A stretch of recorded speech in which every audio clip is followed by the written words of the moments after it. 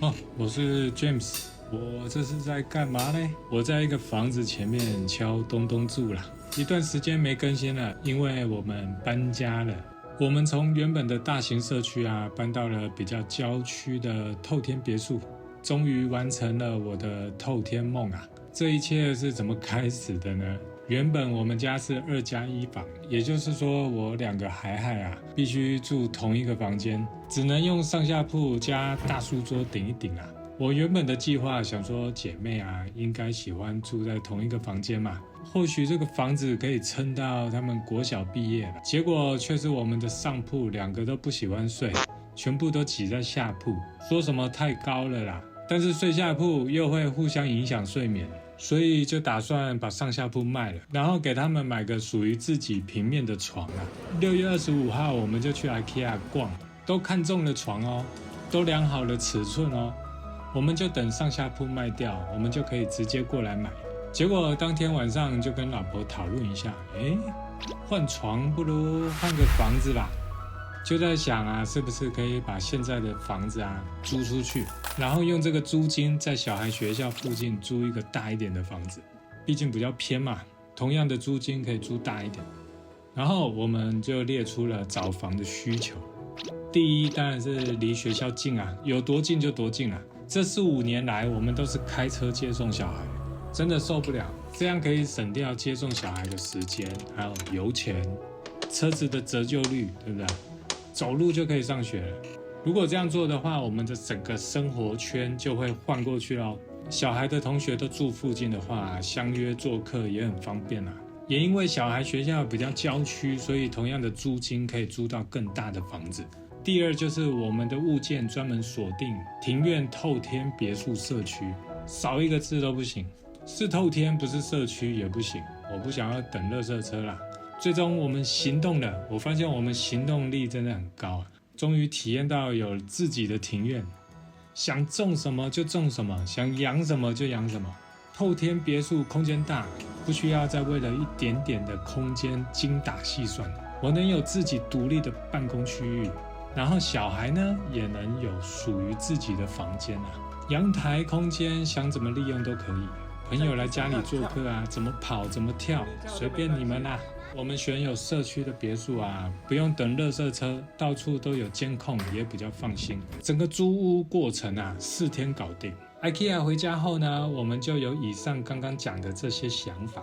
回家手机一查，刚好找到一个适合的物件，这附近唯一一个隔天星期二就约去看房。这个物件当时庭院全是杂草，任何我们自己可以清洁整理的，我觉得租屋都不是问题啦。也是因为庭院没有整理，所以租金才会那么香当天就决定让仲介去谈价钱，然后隔一天星期三等了1天的消息，就在快接近晚上的时候，仲介就打来说 OK 了，星期四就签约，星期五我们就开始搬家，花了4天而已。搬家我们好像就花了4-5天，从有这个想法再到完成租屋就花了4天时间。为了省钱，我们只花了2趟的搬家公司的车钱，其他东西全部由我们自己搬。我们的马五旧家新家来来回回应该有20趟，整整花了5天时间。这5天时间呢，我们就好像去露营20次一样累了，把东西搬到车上，再到了新家，然后再卸货在地上，再把它搬到楼上去，再开回旧家继续搬。这样的状态下20次搬了5天，最后我的脚韧带受伤了，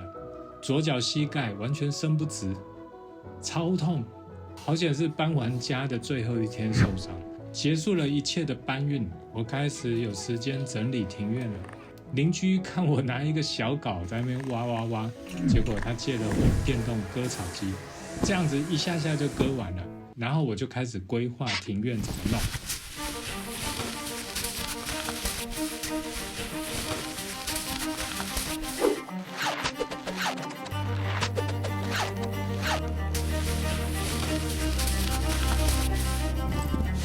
进门右边是种菜区，我种了小黄瓜、生菜、空心菜，还有旁边的各种香料。后门呢，因为好像我们也不怎么从后门进出，尤其后门它只能出，外面不能锁，所以就干脆后门弄一个专门放户外用品的防雨层架。中间原石区呢，我底下有铺防草布，应该可以防止几年生杂草了。来，在左边呢有一棵大树，大树周围已经长出了之前撒的地毯草种子。1个星期后就已经开始发芽了，哇，这个连我们邻居都觉得很意外啊，因为这边好像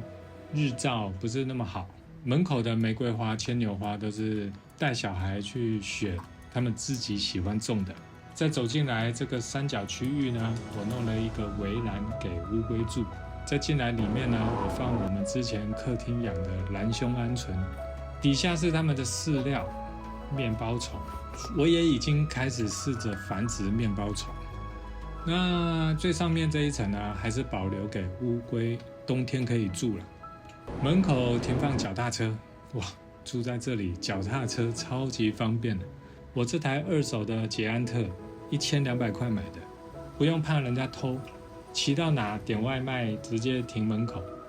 从这边骑回去以前的家也只要15分钟。门口这边就是鞋柜，进来里面呢，里面就是一个客厅、餐桌、厨房。哦，我很喜欢厨房的设计，有个窗户的设计，刚好正对着大门口，就是家人从外面回来啊，可以这样 hello， 可以打招呼这种感觉。老外的房子，厨房的这个窗是很重要的。我发现亚洲的房子，还有那种公寓大楼，大部分的厨房都没有窗，然后2楼、3楼、4楼就都是房间啦。现在住进来大概有2个星期了，我发现几个最有感的缺点。在外面呢，小黑蚊非常多啊，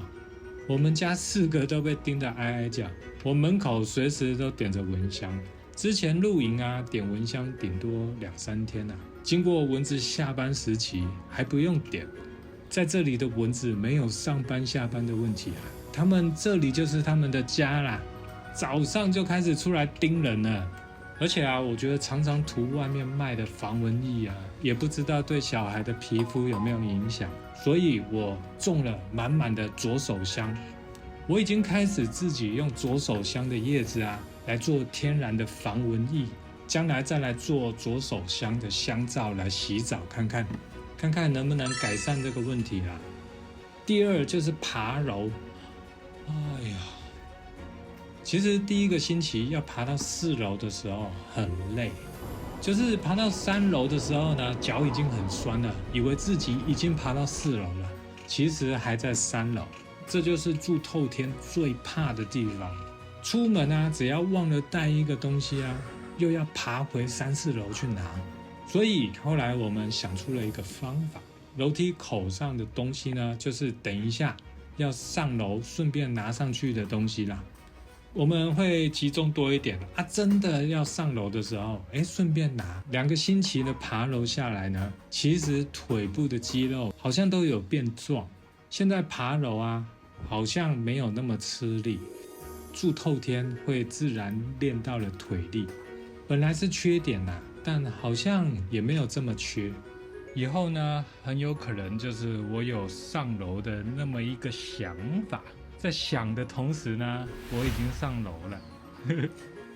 第3就是电费，每1楼如果都开冷气的话，哦哟，那电费会吓死人啦。所以目前我们统一在白天楼上的冷气都要关掉，然后大家都在1楼活动，楼上晚上才开冷气。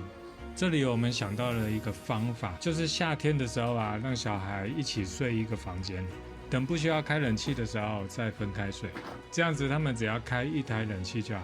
其实住透天的缺点呢，就是看能不能一件一件的解决，但其实优点对我们来说是更多的啦。